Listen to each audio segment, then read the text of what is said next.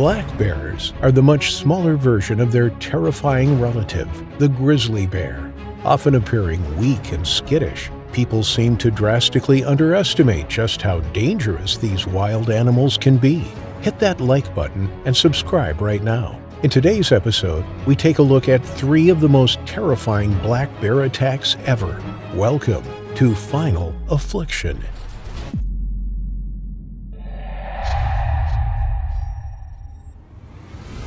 In August 2002, Rachel and Esther Schwimmer took their 3 children for a holiday in the Catskill Mountains. They were from Brooklyn, New York, but always visited the Catskills for their vacation. It was something they did every year. They were staying in the village of Woodbridge in the Catskill Mountains. The heavily wooded, mountainous region is situated in the southeast of New York State. It is an area of outstanding natural beauty, a wilderness that stretches for 700 acres. The area is popular with hikers, cyclists, and water sports enthusiasts. In the winter, the Catskills also boast 5 downhill ski areas, which draw thousands of people to the slopes each year. Rachel and Pincus were staying with their 3 children in some summer cottages for the vacation. Those who lived in New York City often ventured to the Catskills to enjoy the fresh air and countryside that it offers. The area once attracted hundreds of thousands of visitors every year. Holiday cottages and hotels used to be popular and full to the brim with visitors, but now only a few holiday properties remained. Some of them were in need of refurbishment and looked run down. The young Schwimmer family had spent some time exploring the outdoors and were enjoying their time together. It was a glorious sunny August day. After lunch, their youngest child, Esther, was due a nap. She was 5 months old. Rachel decided to place the baby in the stroller and head outside the cottage. She and the 2 older children walked around the site quietly while Esther drifted off to sleep in the stroller. Once she was sound asleep, Rachel parked up the buggy just outside the porch of their cottage. Next to it was a large grassy lawn, which she and the older children played on whilst the baby slept. The older children were 4 and 2 years old and happily ran around on the grass, chasing each other and squealing in delight. Unknown to Rachel, there was a bear nearby. It was a young male black bear, probably only 2 years old or so. He was one that had become accustomed to people and frequented the holiday cottages. He was on the prowl for scraps of food. He often rooted around in the trash, eating people's leftovers before heading back into the woods. The bear lifted his head. His nose twitched as he sniffed the air. He walked purposefully towards the holiday cottages where Esther slept peacefully. Suddenly, there was a shout from one of the holiday makers. Rachel couldn't make sense of it at first. She stood up and looked around. Then the shout came again. "Bear!" Rachel saw a young male black bear come ambling out of the surrounding woodland. It headed straight for the grassy lawn and the family. Hurriedly, Rachel grabbed her 4-year-old and 2-year-old and ran to the cottage with them under her arms. She rushed inside and told them to stay there while she went back outside for the baby. But it was too late. She heard terrified screams and watched in horror as the black bear knocked Esther from her buggy. The screaming infant landed on the ground. Then, in one swift movement, the baby was lifted up in the bear's jaws. It shook her tiny body from side to side. The baby's screams were ear-piercing as she hung in the bear's mouth. Everyone came running out of their accommodations to see what all the commotion was. When they saw the dramatic and terrifying scene unfolding, they began running at the bear. They shouted and screamed at it to drop the baby. Reports suggest that Pincus, Esther's father, chased the bear. He was injured as the bear swiped at him, but he kept running at the bear, trying desperately to reach his baby girl. In a panic, the young male black bear ran into the woods, less than 20 yards away, with Esther still in his mouth. Several people, including Pincus, pursued it. They picked up rocks and stones and hurled them at the bear. At first, the bear stood its ground as the rocks came crashing down on it, hitting it on its back and face. But then, amongst the chaos of the screaming and shouting, the bear panicked and dropped the infant. Then it turned and ran off into the woods. Fallsburg police officer Dave Decker arrived within minutes of the incident. When he pulled up, he noticed the baby's stroller knocked over in the middle of the grass. He followed the sound of shouts and screams into the nearby woodland. The infant lay on the ground, and Rachel ran up to her. She was bloodied, and her screams had died down.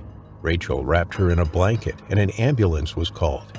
Tragically, on the way to Ellenville Hospital, Esther died from severe neck and head injuries. It had happened in a matter of seconds. Everyone was shocked and stunned. Panic began to spread through the people. Backup police officers who arrived on the scene shortly after Esther had been ambulanced off found the bear. It hadn't moved very far from the site and had climbed up a tree. The officers took aim and fired 5 shots at the bear. It fell to the ground with a heavy thump. The bear was taken away for an autopsy and to find out whether it was suffering from anything that could have altered its behavior.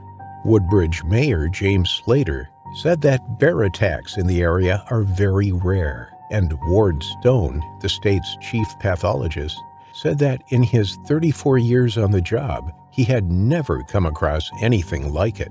That's why he was determined to find out whether the bear had a disease. Usually, the black bears in that region were very shy and ran away from humans. The only trouble they caused was from eating bird seed put out by locals and dog food. Encounters with people were few and far between. Rabies was ruled out, as were a number of other viruses. Inside the bear's stomach was woodland vegetation, as well as human food, small plastic bags, fruit labels, and aluminum foil. The bear had clearly become accustomed to feasting on human food and was attracted to the area because of it. The bear hadn't been tagged, which happens if a bear has caused problems before. He was a young male, weighing about 155 pounds, 70 kilograms. He likely hadn't long left his mother and was finding his feet in terms of foraging for food and securing territory. Wildlife experts tried examining the bear's brain to look for any abnormalities, but 2 of the officers' bullets struck the bear in the head, making that difficult. Experts say that he was probably attracted to the young family and, in particular, the baby, due to its unusual smell. Milk and diapers may have enticed the curious bear, and some suggest that he may not have intended to kill the baby. Prior to this attack, the last known fatality involving a bear in New York State was in 1987. This was an unusual incident, though, in which a young boy climbed into the polar bear enclosure at Prospect Park Zoo in Brooklyn. He was fatally mauled by 2 polar bears there. At the time of the attack in 2002, the American Bear Association said that only 40 deaths in the whole of North America were due to black bears. Esther had been incredibly unlucky.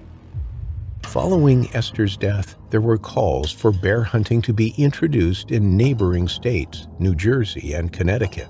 At the time of the fatality, bear hunting was illegal in these 2 states, and as a result, numbers of bears have been rising rapidly. This has led to more bear-human encounters and frequent complaints about bears wandering into residential areas and even people's homes. Feeding bears, intentionally or unintentionally, can lead to a dangerous situation where the bear becomes habituated to human presence and loses its natural fear of people. When bears become used to being fed by humans, they may start to associate people with food and become more likely to approach humans in search of a meal. This behavior can pose a serious risk to human safety, as bears can become aggressive if they feel threatened or if they perceive humans as a source of food. Once a bear has learned to associate people with food, it may continue to seek out human food sources, even if they are not being intentionally fed. This can create a dangerous situation for both humans and bears, as bears that have become habituated to humans may be more likely to attack. Situations like what happened to Esther Schwimmer can be drastically reduced, and people can enjoy nature without meeting their final affliction.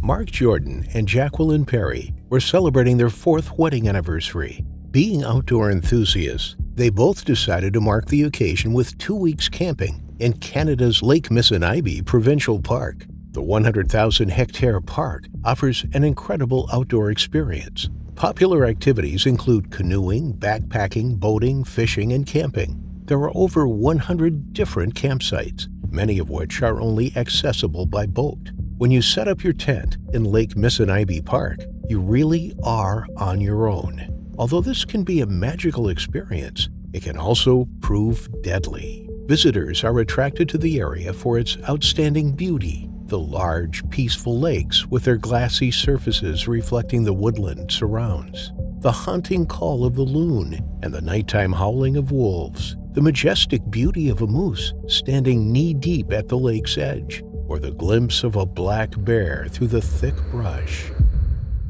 It was September 2005, 80 kilometers north of Chapleau, Ontario. Mark and Jacqueline pulled up into a car park in Lake Mississauga Provincial Park.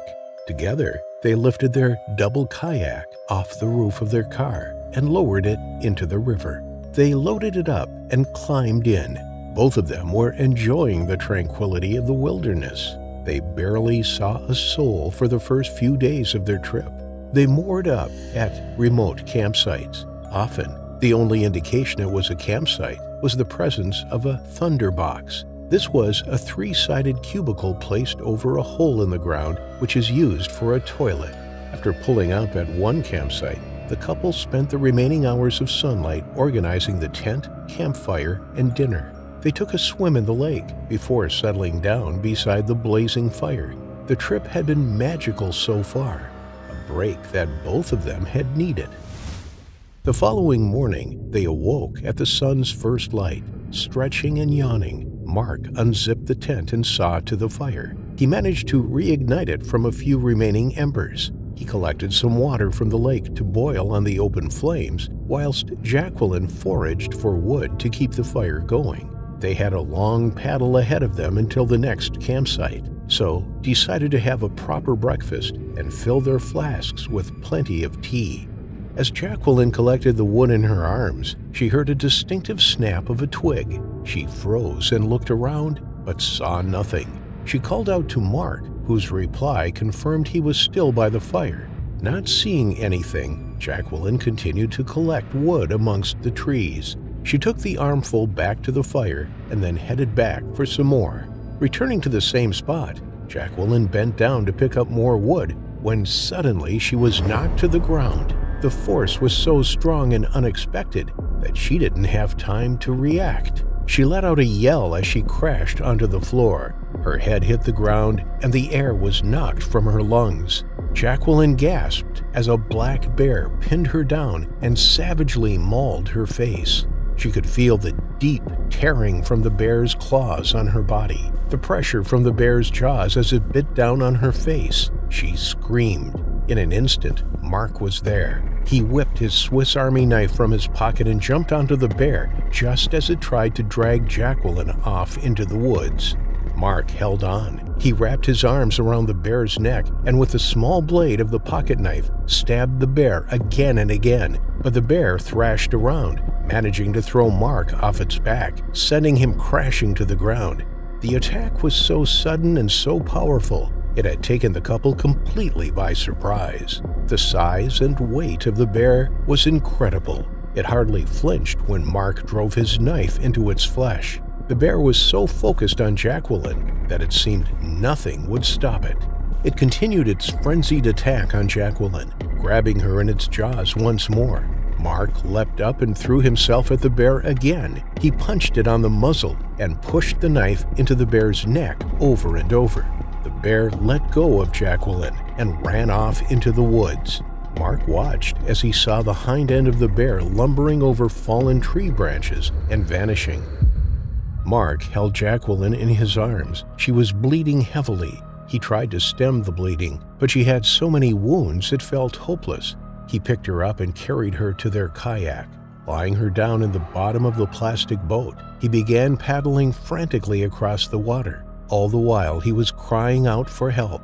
Jacqueline's cries died down. Her breathing became labored, and she closed her eyes. Mark told her not to give up. He yelled at her to stay awake. He desperately scanned the shoreline looking for anyone who could help. With each passing minute, he grew more and more desperate. Jacqueline was fading fast, but Mark continued to paddle the boat towards the next campsite in the hope of finding someone there. He, himself, had sustained significant injuries. The bear had severed several nerves in his arms and hands. He had puncture wounds from where it had bitten him as he fought with it, trying to save his wife. Blood oozed from deep gashes in his arms, trickling down his body as he pulled on each paddle stroke. After an agonizing hour had passed, Mark finally spotted two men in a paddle boat in the distance, a father and son from Pennsylvania. They heard Mark's desperate cries and paddled their boat over to the kayak. Holding the kayak steady against their boat, they carefully lifted Jacqueline onto theirs. Mark climbed aboard, and they all paddled together in search for help. They spotted a pontoon in the distance, with two people inside. Mark flagged them down. Remarkably, one was a doctor from North Carolina, and the other was an off-duty police officer. The doctor tried desperately to save Jacqueline. While the boat sped through the water, he stemmed the bleeding and began performing CPR, but it was too late. Help had arrived too late for Jacqueline. She succumbed to her injuries 2 hours after the attack, before they could get her to the park office 6 miles away. Mark was evacuated out of the wilderness and to Sudbury Regional Hospital. The deep lacerations he had sustained required surgery. He received 300 stitches and was pumped full of antibiotics to stave off infection. He slowly made a recovery in hospital. His injuries were fixed, but his heart was broken. His heroic efforts were rewarded with a Medal of Bravery, but Mark didn't feel brave. He felt like he could have done more. He wished he had known more about black bears and about their behavior.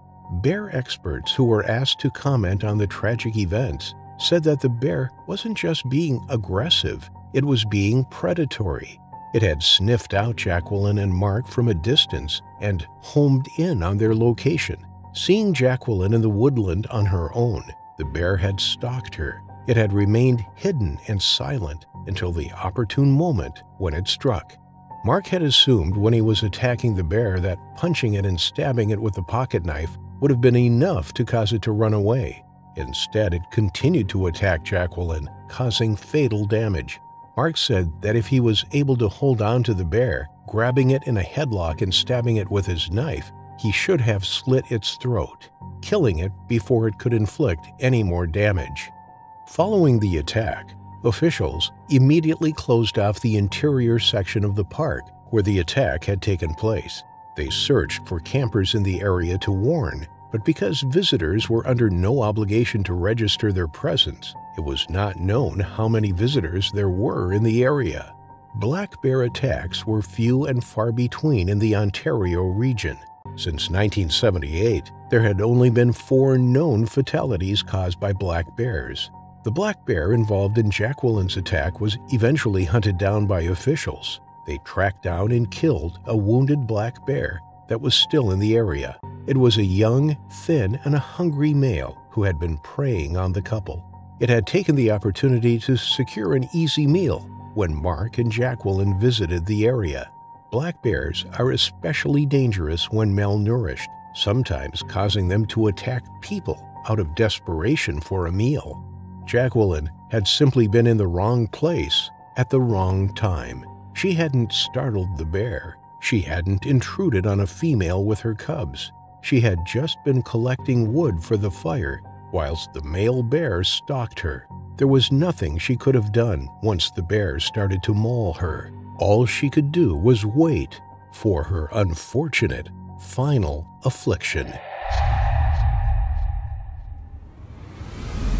On May 14, 1978, 4 boys between the ages of 12 and 18 had gone out for a relaxing day of fishing in the Algonquin Provincial Park in Ontario, Canada.